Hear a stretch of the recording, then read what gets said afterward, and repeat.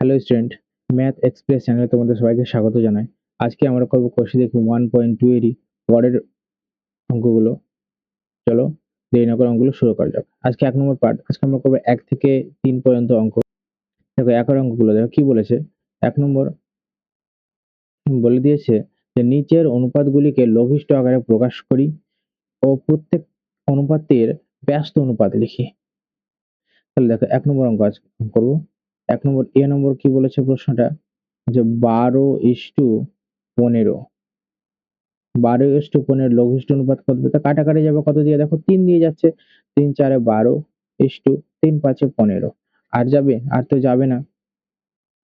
তাহলে এর ব্যস্ত অনুপাত কত হবে? অতএব নির্ণীয়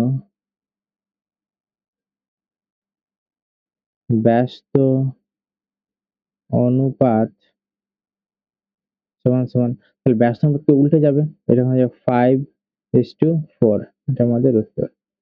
লঘিষ্ঠ আকার হবে আমাদের 4:5 আর তাদের ব্যস্ত অনুপাত হবে 5:4। দেখো বি নম্বর অঙ্কটা দেখো এবার। বি নম্বর অঙ্কটা 36:54, যে বি নম্বর অঙ্কটা। তো কত দিয়ে কাটাকাটি যাবে দেখো। প্রথমে যাই দেখো 2 দিয়ে যাচ্ছে, 36 কে 2 দিয়ে যাবে, তাহলে 54 কে 2, 36 কে 2 দিয়ে ভাগলে 18 দিয়ে 36 অনুপাত চিহ্ন, এখন 27 2 54। আবার দেখো 3 দিয়ে যাবে, 3 6 18 আর 3 9 27। আবার দেখো 3 দিয়ে যাবে, 2 3 2 6 আর 3 3 9। তাহলে এটা আমার লঘিষ্ঠ আকার হয়ে গেল, এটা একটা উত্তর হয়ে গেল। আর এর ব্যস্ত অনুপাত করি, তো আবার লিখবো অতএব নির্ণীয়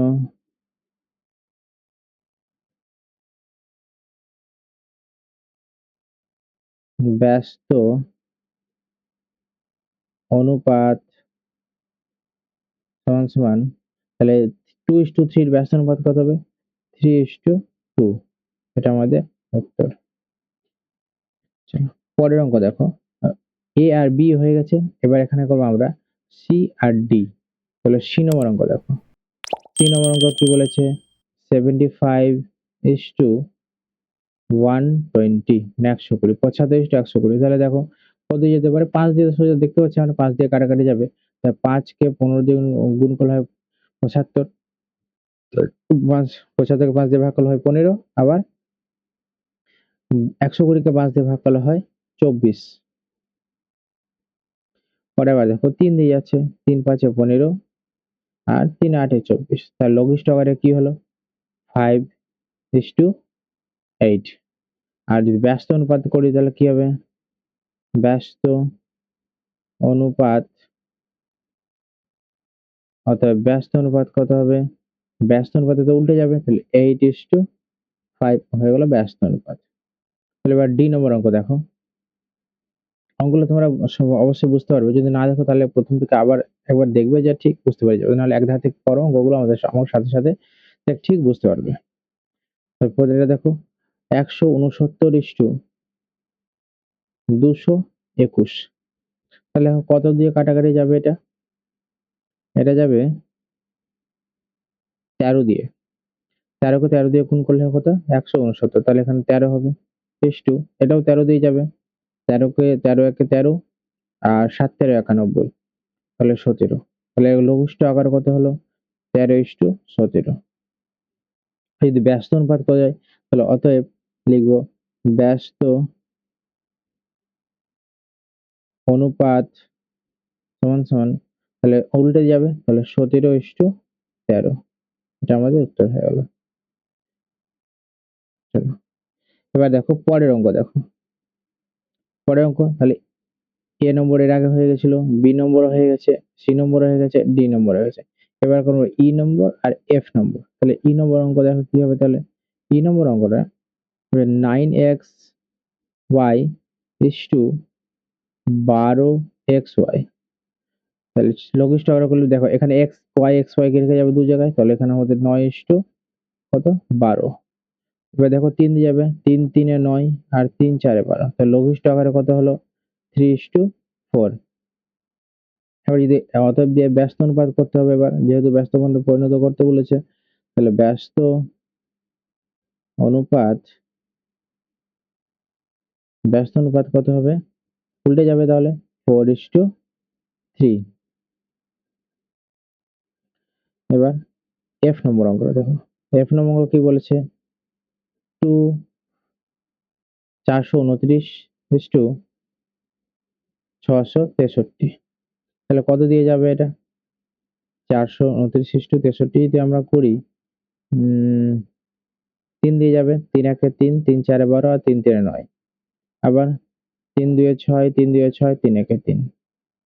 এবার যাবে কত দিয়ে? এবার যাবে 13 দিয়ে। 13 একে 13, আবার 13 একে 13, আবার 13 একে 13 আর 7 13 91। তাহলে কত পেলাম আমরা? লঘিষ্ঠ আকারে 17:11:17 পেলাম। এবার যদি ব্যস্ত অনুপাত করতে বলেছে, এবার ব্যস্ত অনুপাত লিখবো। ব্যস্ত, অতএব ব্যস্ত অনুপাত সমান সমান, তাহলে উল্টে যাবে, 17:11 হয়ে যাবে আমাদের ব্যস্ত অনুপাত। তাহলে এটা আমাদের উত্তর হয়ে গেল। দেখো এবার জি নম্বর, এর আগে ই আর এফ করেছি, এবার আমরা জি নম্বর অঙ্কটা করবো। জি নম্বর বলছে 3b:12c। তাহলে 3b আমাদের এখান থেকে কাটাকাটি যাবে, তাহলে 3 দিয়ে যাবে। দেখো 3 দিয়ে কাটলে বি থেকে যাবে, অনুপাত চিহ্ন 4। 3 দিয়ে কাটলে 12, 3 দিয়ে যদি ভাগ করে দেয় 4c থাকছে। তাহলে এটা আমাদের লঘিষ্ঠ আকার হয়ে গেল। এবার অতএব ব্যস্ত অনুপাত যেহেতু করতে বলি, তাহলে ব্যস্ত অনুপাত লিখবো। ব্যস্ত অনুপাত সমান সমান, তাহলে এটা উল্টে যাবে, 4c:b। এটা আমাদের উত্তর হয়ে গেল। এবার দেখো জি নম্বর অঙ্ক। জি নম্বর তো হয়ে গেছে। এইচ নম্বর অঙ্ক। এইচ নম্বর অঙ্ক প্রশ্ন কি বলেছে? 25xyz অনুপাত চিহ্ন 625xyz। ঠিক আছে।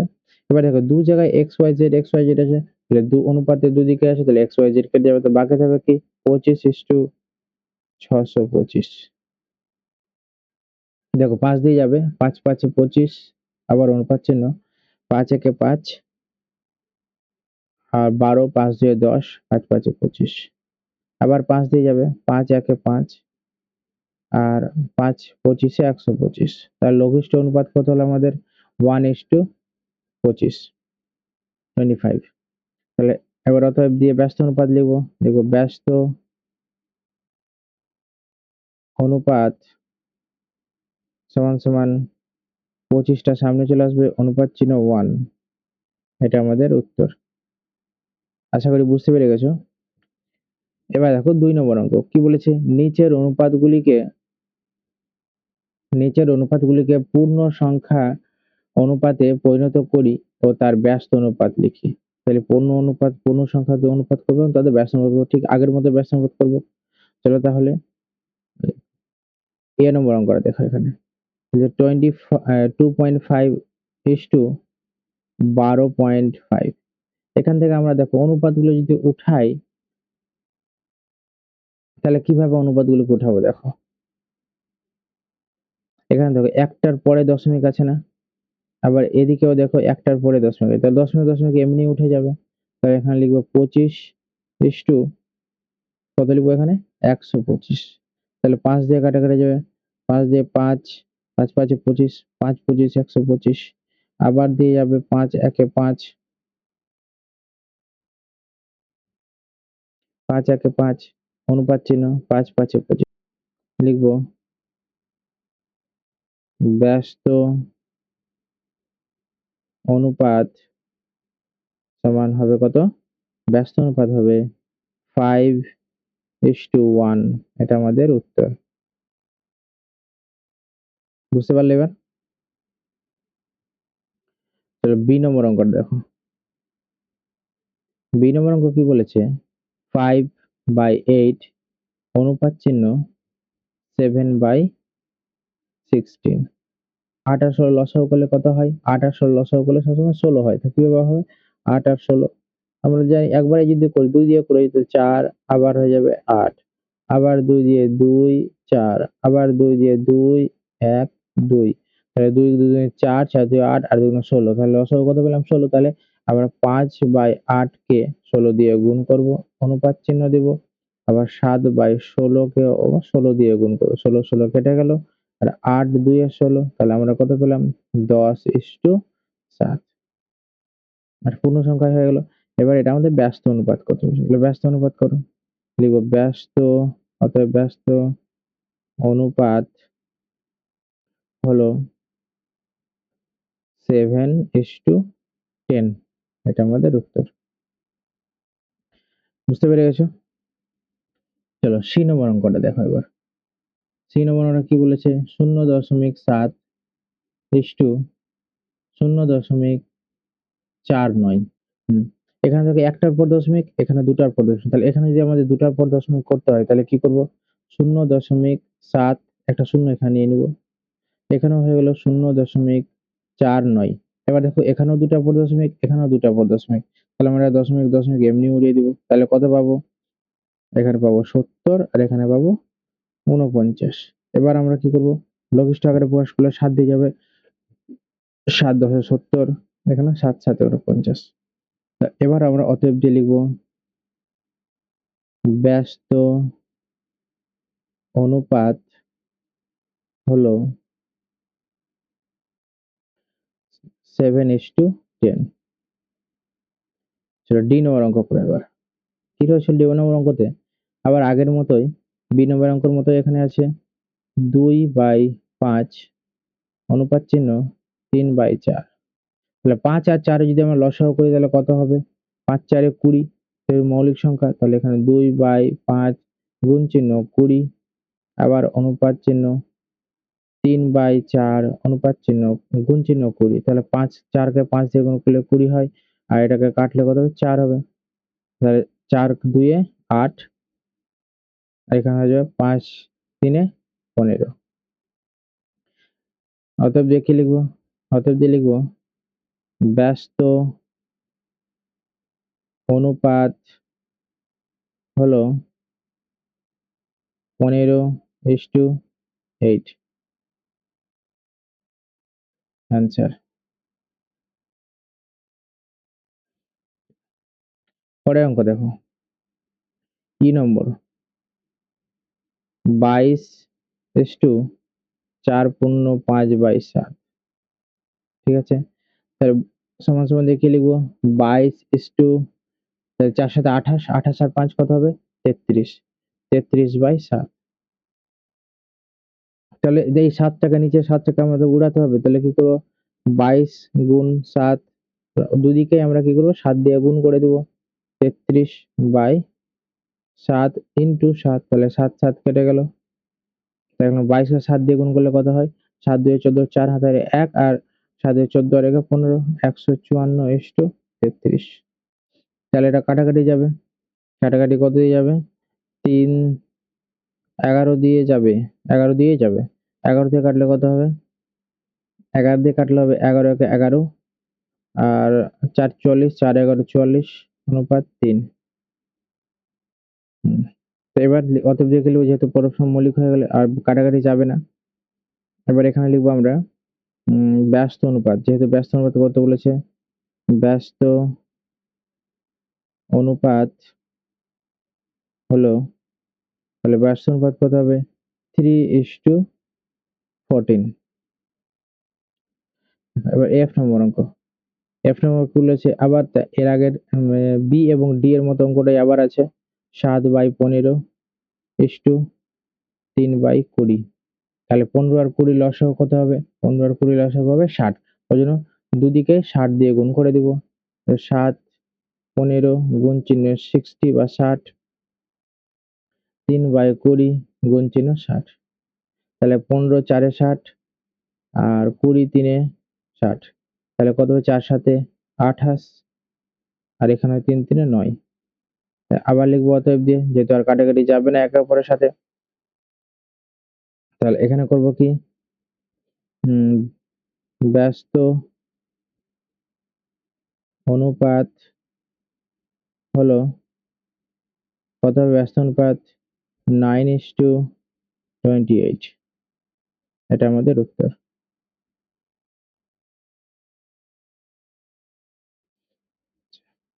এর পরের অঙ্কটা দেখো, জি নম্বর অঙ্ক। এবার জি নম্বর অঙ্ক কি বলেছে, 1/2/5 মানে 1/2/5 অনুপাত চিহ্ন 7/10।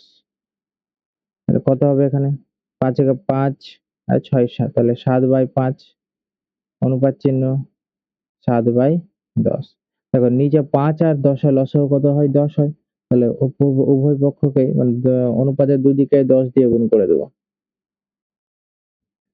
7/10 গুণ 10, 10 10 কেটে গেল, 5 2 এ 10, তাহলে এখানে কত পাবো, 7 গুণ 2 অনুপাত চিহ্ন 7 গুণ 1 ধরে নাও, আর এই 7 আর এই 7 কেটে গেল, তাহলে কত পাবো, 2:1।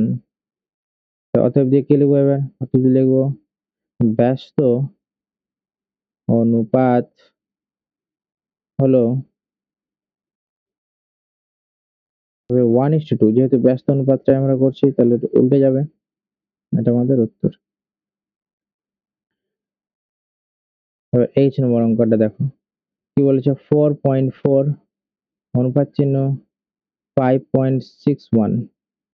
আচ্ছা, আবার দেখো এখানে একটার পর দশমিক আছে, এখানে দুটোর পর, তাহলে একে যদি আমি দুটোর পর দশমিক করি তাহলে কি করব, 4.40 এখানে এক্সট্রা বসে দেবো, কারণ দশমিকের পরে জিরোর কোনো দাম থাকে না, যেহেতু ওই জন্য দুটোর পরে করবো। 6.61, তাহলে দেখো দুটো পরে এখানে দশমিক, দুটো পরে এখানে দশমিক, তাহলে এই দুটো দশমিক পড়ে গেল, তাহলে এখানে কত হবে, 440:561। এবারে কাটাকাটি যাবে কত দিয়ে, কাটাকাটি যাবে 11 দিয়ে যাবে, 11 4 44, শূন্য অনুপাত 11 5 55, 1 থাকছে, তাহলে 11 কে 11, তাহলে কত হচ্ছে, 40:51। তাহলে আবার এখানে আর কাটাকাটি যাবে না, লিখবো অতএব ব্যস্ত অনুপাত হলো, এই সংখ্যার ব্যস্ত অনুপাত কত হবে, 51:40। এটাই উত্তর, 51:40। ঠিক আছে, বুঝতে পারলে তোমরা সবাই। এবার দেখো 3 নম্বর অঙ্ক কি বলেছে, নিচের অনুপাতগুলি মিশ্র অনুপাতে নির্ণয় করি এবং মিশ্র অনুপাতটিকে গুরু অনুপাত না লঘু অনুপাত না সামান্য অনুপাত লিখি। চ্যানেলে যারা এখনো পর্যন্ত রয়েছে তার চ্যানেল প্রথমে সাবস্ক্রাইব করে দেবে, আর নতুন থাকলে অবশ্যই সাবস্ক্রাইব করে পরবর্তী আবার ভিডিওগুলো দেখতে পাওয়ার জন্য। চলো 3-এর এ নম্বর অঙ্কটা দেখো, কি বলেছে, 8:6, 3:6 ও 26:13। এই যে অনুপাতগুলি রয়েছে, এই অনুপাতগুলিকে আমরা মিশ্র অনুপাতে প্রকাশ করব। তাহলে এই প্রথমে পূর্বপদ 8, 3 আর 26 গুলোকে আমরা গুণ আকারে লিখব।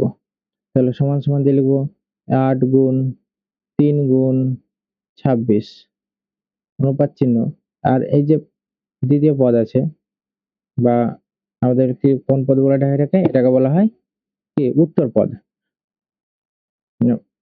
6 আর 13, এগুলোকে আমরা উত্তর পদ বলি। তাহলে উত্তর পদগুলোকে আমরা কি করে গুণ করে লিখবো, 6 গুণ 6 গুণ 13। আচ্ছা, এবার দেখো আমরা এটাকে কাটাকাটি করবো। তাহলে কাটাকাটি করবো কিভাবে, দেখো কাটাকাটি, এই যে 13, 13 2 এ 26 গেল, 3 3 2 এ 6, এই 2 আর এই 2 কেটে গেল, আবার যাবে 2 দিয়ে 4 2 8, আবার 2 দিয়ে 3, 3 2 এ 6 4 2 8, তাহলে কত পেলাম, 4:3।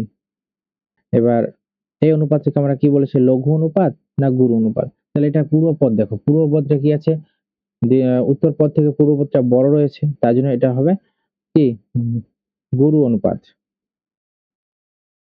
তাহলে অতএব দিয়ে লিখবো 4:3 অনুপাতটি অনুপাতটি হলো গুরু অনুপাত। বুঝতে পারলে? চলো পরেরটা দেখো, বি নম্বর। বি নম্বরে কি বলেছে, 7/5:3 কমা দিয়ে 5/7:2 1 পূর্ণ 1/1/16 ও 3:16। আচ্ছা, তাহলে লিখবো মিশ্র অনুপাত। মিশ্র অনুপাত সমান সমান, তাহলে এখান থেকে কি পেলাম? 7/5 গুণ চিহ্ন, আবার পূর্ব পদগুলোকে আমরা গুণ আকারে লিখবো প্রত্যেকটাই অনুপাতের। 5/7 গুণ 3 অনুপাত চিহ্ন 3 গুণ, তাহলে এখান থেকে 16 কে 16, তাহলে 17/16, 17/16 গুণ চিহ্ন 16। তাহলে এই 16 কেটে গেল, এখানে 5 7 5 আর 5 কেটে গেল, আর এখানকার 3 আর এখানকার 3 ও কেটে গেল।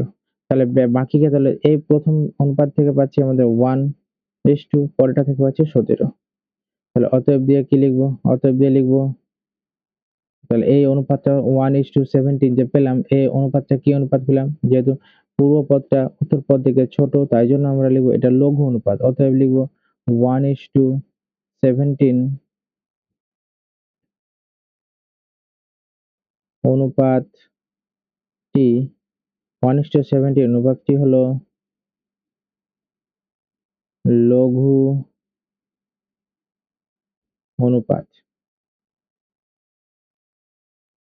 এটা আমাদের উত্তর। আশা করি ঠিক বুঝতে পারলে তোমরা। চলো পরের অঙ্ক দেখো। হ্যাঁ, এবার দেখো সি নম্বর অঙ্কটা। সি নম্বর অঙ্কতে অনুপাত কি দেওয়া আছে? 8:5, 7:12 আর 22:13। 8:5, 7:12 ও 22:13। তাহলে লিখবো মিশ্র অনুপাত সমান সমান 8 গুণ 7 গুণ 22, অনুপাত চিহ্ন 5 গুণ 12 গুণ 13। দেখো এবার আমরা কাটাকাটি করব। তাহলে কাটাকাটি করলে কোনটা দিয়ে যাবে? এই যে 4 4 2 8, 4 3 12, আর কাটাকাটি যাবে? আর কাটাকাটি যাবে না। তাহলে 2 গুণ 7 গুণ 22 পেলাম, অনুপাত 5 গুণ 3 গুণ 13। 2 গুণ 7 গুণ 22 কে গুণ করলে আমরা কত পাবো? 308। 308 পেলাম, অনুপাত চিহ্ন। আর 15 কে যদি আমরা 5 3 15, 15 কে 13 দিয়ে গুণ করলে কত হবে? 15 কে 13 দিয়ে গুণ করলে হবে 195। তাহলে অতএব দিয়ে কি লিখবো? অতএব দিয়ে লিখবো 308:195 অনুপাতটি হলো, অনুপাতটি কি হবে? লঘু অনুপাত, গুরু অনুপাত হবে না লঘু অনুপাত হবে? তাহলে কি আমরা কি পূর্ব পদ কি পেয়েছি? পূর্ব পদ পেয়েছি উত্তর পদ থেকে বড়। তাহলে দেখো এটা আমাদের পূর্ব পদ, এটা আমাদের উত্তর পদ। তাহলে এই উত্তর পদ থেকে পূর্ব পদ থেকে কি বড় আছে না? তাই জন্য এটা হবে কি অনুপাত? গুরু অনুপাত। গুরু অনুপাত, এটা উত্তর। চলো পরের অঙ্ক দেখো। ডি নম্বর অঙ্ক। ডি নম্বর অঙ্ক কি বলেছে? 2/3 অনুপাত চিহ্ন 5, 7/8 অনুপাত চিহ্ন 2। তাহলে আবার পূর্ব পদগুলোকে আমরা গুণ আকারে লিখবো। লিখবো মিশ্র অনুপাত সমান 2/3 গুণ চিহ্ন 7/8, অনুপাত চিহ্ন 5 গুণ 2। তাহলে কাটাকাটি যাবে? যাবে। 2 দিয়ে যাবে, 2 4 8। তাহলে কত পেলাম? 7/4 3 12, অনুপাত চিহ্ন 5 2 10। তাহলে দেখো নিচে 12টাকে যদি আমরা কাটতে চাই, তাহলে উভয়পক্ষকে আমরা 12 দিয়ে গুণ করে দেব। 10 × 12, তাহলে এই 12 আর এই 12 কেটে গেল, তাহলে কি পেলাম? 7:120। তাহলে অতএব দিয়ে কি লিখবো? অতএব 7:120 অনুপাত টি অনুপাতটি হলো, তাহলে লঘু অনুপাত না গুরু অনুপাত হবে? দেখো আমাদের পূর্ব পদ পেয়েছি 7 আর উত্তর পদ পেয়েছি 120, তাহলে 120 থেকে 7টা ছোট, তাই জন্য এখানে হবে এটা লঘু অনুপাত। লঘু অনুপাত। আশা করি অঙ্ক তোমরা বুঝতে পারলে। তাহলে আজকের ভিডিওটা যদি ভালো লেগে থাকে তাহলে লাইক, শেয়ার এবং সাবস্ক্রাইব করে দেবে এবং বন্ধুদের মধ্যে শেয়ার করে দেবে। আজকের ভিডিওটি এই পর্যন্ত এখানে। যদি কোথাও বুঝতে না পারো, তাহলে বুঝতে অসুবিধা হয়ে থাকে, তাহলে একবার আর ভিডিওটা প্রথম থেকে শুরু করে দেখে নেবে, অবশ্যই তোমরা বুঝতে পারবে। আমরা কোষে দেখি 1.2 এর যে অঙ্কগুলো করেছি, পরে আরো বাকি অঙ্কগুলো রয়েছে, সেগুলো আমরা এর পরের একটা ভিডিওতে করব।